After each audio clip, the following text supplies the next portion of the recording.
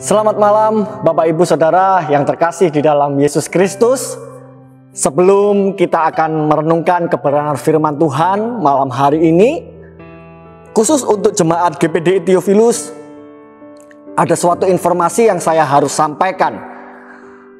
Tanggal 29 Agustus tahun 2021 bertepatan dengan hari Minggu, ibadah tatap muka ditiadakan terlebih dahulu, diganti dengan ibadah online. Ada perubahan situasi kondisi Bapak Ibu Saudara yang harus gereja patuhi, dan kita harus menurut himbauan pemerintah. Izin yang telah keluar sebanyak 150 orang per sesi ternyata dirubah menjadi 50 orang per sesi. Jadi dengan kondisi seperti ini, kita tidak memungkinkan untuk mengadakan ibadah secara tatap muka. Tetapi Bapak Ibu Saudara, saya berharap kita semua tetap bersemangat untuk beribadah walaupun secara online. Tetap berdoa, tetap percaya Tuhan akan kerjakan yang terbaik bagi kita. Suatu saat, sesuai dengan kehendak dan rencana Tuhan, kita akan diperbolehkan lagi untuk beribadah tatap muka, berjumpa satu dengan yang lain dalam sebuah persekutuan yang indah, memuji, menyembah Tuhan. Dan tetap saya menghimbau jemaat GPDI Theophilus Blitar untuk bisa mengumpulkan kartu vaksin yang telah divaksin. Linknya bisa dikirim via WA ke nomor sekretariat gereja. Atas kerjasamanya saya ucapkan banyak terima kasih. Amsal 6 ayat 10 sampai yang ke-11. Firman Tuhan berkata demikian. Tidur sebentar lagi, mengantuk sebentar lagi, melipat tangan sebentar lagi untuk tinggal berbaring. Maka datanglah kemiskinan kepadamu seperti seorang penyerbu, dan kekurangan seperti orang yang bersenjata. Bapak Ibu, Amsal memberi pesan nasihat kepada kita semua malam hari ini di tengah situasi wabah COVID-19, membuat seseorang menjadi hilang semangat. Banyak orang terkena imbas, tidak hanya di Indonesia tetapi di seluruh dunia ini. Efeknya menimbulkan kemalasan bagi manusia.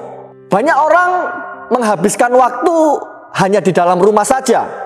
Dimulai dari lockdown, dimulai dari pembatasan PPKM, membuat ruang gerak dari setiap manusia terbatas, sehingga banyak menghabiskan waktu di rumah, sehingga timbul yang namanya kemalasan.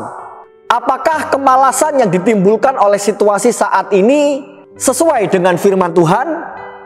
Kalau kita melihat ketika Allah menciptakan manusia seturut rupa dan gambarnya, Bapak Ibu, dari ayat ini kita dapat mengambil suatu pengertian. Manusia, kita semua diciptakan menurut gambar dan rupa Allah. Pertanyaannya, apakah Allah pencipta kita mempunyai sifat malas? Tentu saja tidak.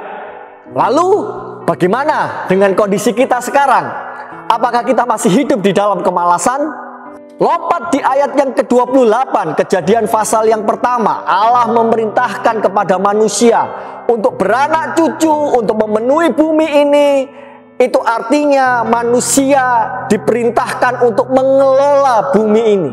Itu artinya Allah memerintahkan manusia untuk bekerja.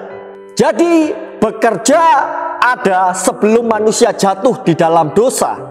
Dan setelah manusia jatuh ke dalam dosa, pekerjaan itu menjadi lebih menderita. Dengan peluh manusia akan bekerja untuk mencari makan. Tetapi bekerja adalah perintah Allah sebelum manusia jatuh ke dalam dosa. Sejak manusia diciptakan, Allah tidak menginginkan ada kemalasan dalam hidup manusia. Yesus mati di atas kayu salib menebus dosa umat manusia dengan darah yang mahal. Efesus 2 ayat ke-10, kita ini buatan Allah, diciptakan dalam Kristus Yesus. Untuk apa Bapak Ibu? Untuk melakukan pekerjaan yang baik. Dan pekerjaan itu telah disiapkan oleh Allah untuk kita. Jadi jika kita hidup bermalas-malasan, itu bukan merupakan suatu kondisi pasif, tetapi suatu kondisi aktif melawan kehendak Allah. Dalam ayat yang kita bacakan tadi dengan jelas mengatakan ketika kemalasan ada di dalam hidup kita, tidur sebentar lagi, mengantuk sebentar lagi, melipat tangan sebentar lagi, apa yang akan terjadi? Kemiskinan yang akan datang. Itu artinya kita sedang mengubur talenta yang Tuhan percayakan di dalam hidup kita.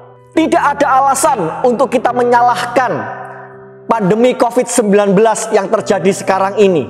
Tetapi ketika kita kembali kepada kebenaran firman Tuhan, justru dalam kondisi seperti sekarang, saya mau mengajak Bapak Ibu Saudara untuk tetap bangkit dan bersemangat.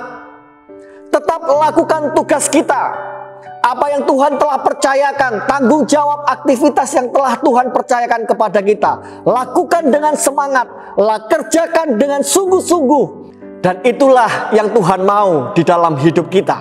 Walaupun kita belum diizinkan untuk beribadah secara tatap muka, tetapi tidak membuat kita menjadi malas dalam beribadah.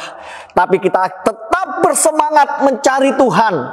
Walaupun secara online, saya yakin dan percaya Tuhan akan hadir di tengah-tengah persekutuan kita. Mari jemaat Tuhan bangkit dan tetap bersemangat. Tuhan Yesus akan menyertai hidup kita. Selamat malam. Tuhan Yesus memberkati. Selamat beristirahat.